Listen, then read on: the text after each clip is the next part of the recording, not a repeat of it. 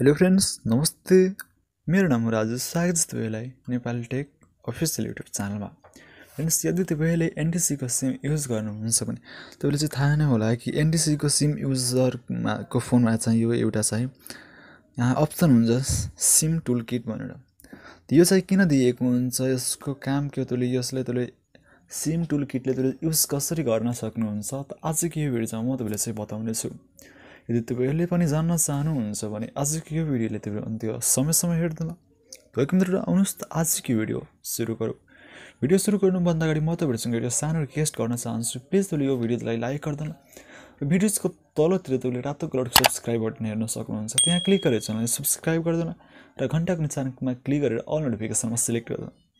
त्यसैले के हुन्छ कि तपाईले नयाँ टेक्निकल भिडियोजको इन्फर्मेसन हुन्छ सबैभन्दा पहिला नै पाउन सक्नुहुन्छ। ओके, त म अब यहाँ चाहिँ भनिदिन्छु कि यो टुलकिटको बारेमा।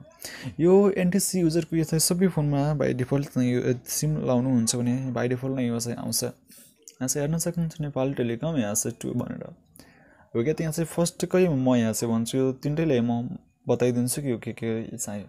अहिले एम कमर्स यहाँ चाहिँ दिएको छ। ओके, त प्रिपेड सर्भिस यहाँ चाहिँ क्युरी ब्यालेन्स, तपाईले ब्यालेन्स चेक गर्न चाहनुहुन्छ भने यहाँ चाहिँ क्युरी ब्यालेन्स यहाँ हेर्न सक्नुहुन्छ। डाइरेक्टली तपाईले डायलर प्याडमा नगइकन यहाँ चाहिँ ब्यालेन्स चेक गर्न सक्नुहुन्छ। यहाँ हेर्न सक्नुहुन्छ मेरो ब्यालेन्स 149 यहाँ चाहिँ रहेको छ ब्यालेन्स। ओके, अब यहाँ चाहिँ फेरि यहाँ चाहिँ क्लिक गर्छु अनि प्रिपेड यहाँ चाहिँ रिचार्ज प्रिपेडमा यहाँ चाहिँ गर्न सक्नुहुन्छ।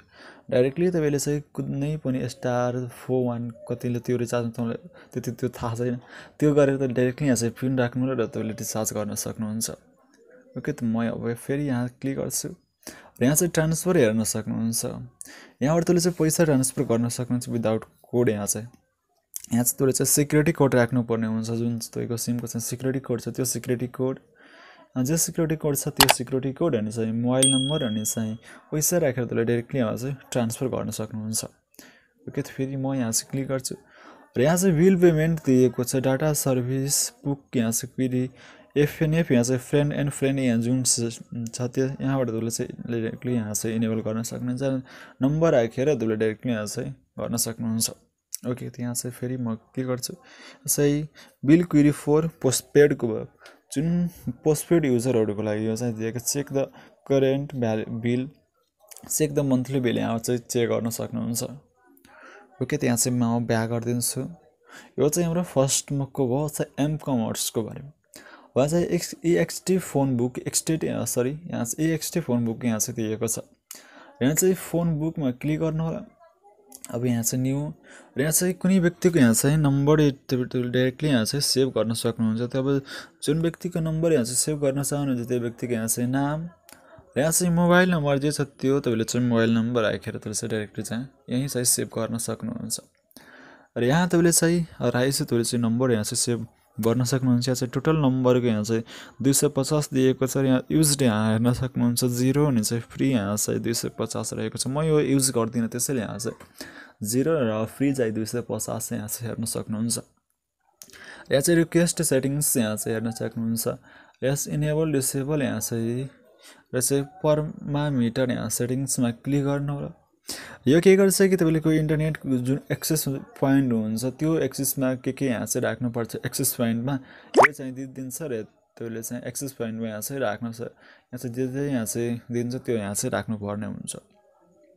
यही हो यो सिम टुलकिटको काम चाहिँ बेसिक चाहिँ रहेको छ। यो सबै फोनमा चाहिँ डिफ्रेन्ट नै हुन्छ। यहाँ चाहिँ हेर्न सक्नुहुन्छ। यहाँ चाहिँ डाटा सर्भिस बुक पिन यहाँ चाहिँ यो सबै यहाँबाट तपाईले चाहिँ डाइरेक्टली यहाँ चाहिँ रिक्वेस्ट गर्न सक्नुहुन्छ। एफ यहाँ चाहिँ सेटिङ्स यहाँ चाहिँ रहेको छ, यहाँ तपाईले चाहिँ इनेबल गर्न सक्नुहुन्छ। यही हो एनटीसी को यहाँ चाहिँ सिम टुलकिटको बारेमा।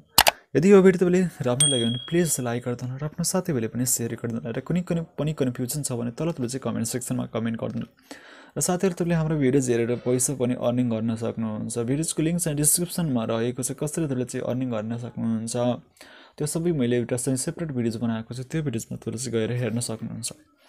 र फेरि भन्न चाहन्छु भिडियोजको तलतिर रातो कलरको सब्स्क्राइब बटन हेर्न सक्नुहुन्छ। त्यहाँ क्लिक गरेर च्यानल सब्स्क्राइब गर्दैन र घण्टाको निशानमा क्लिक गरेर अल नोटिफिकेसनमा सिलेक्ट गर्दैन। त्यसैले के हुन्छ कि तपाईले नयाँ टेक्निकल भिडियोजहरुको इन्फर्मेसनहरु चाहिँ सबैभन्दा पहिला नै पाउन सक्नुहुन्छ। Okay, thanks for watching and good by.